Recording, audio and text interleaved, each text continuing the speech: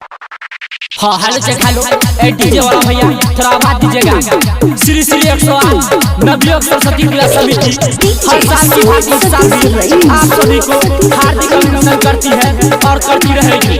सरस्वती माता विद्यादाता, सरस्वती माता विद्यादाता, जय हो जय।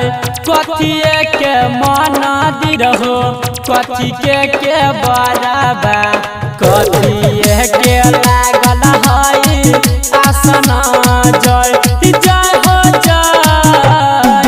सोना के मन दीरा बाबू, चांदी के बराबा, कमल फूल लागल है आसन जय। हाँ तो एक आवश्यक सूचना, जितने भी माता के दरबार में श्रद्धालु आए हैं दोनों हाथों को उठाते हुए साल भर पराती है विद्या लेके जाती है, साल भर पराती है विद्या लेके जाती है।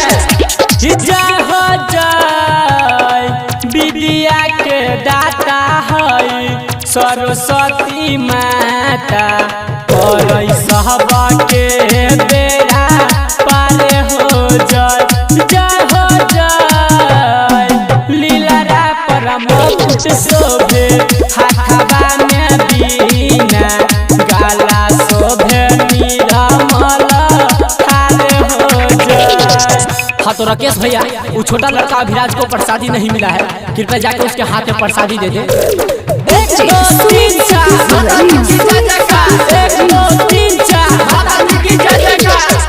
जय हो जय।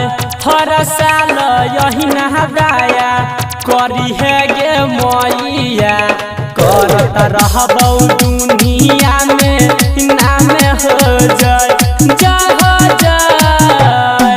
कहे रमन जिया दब राइटर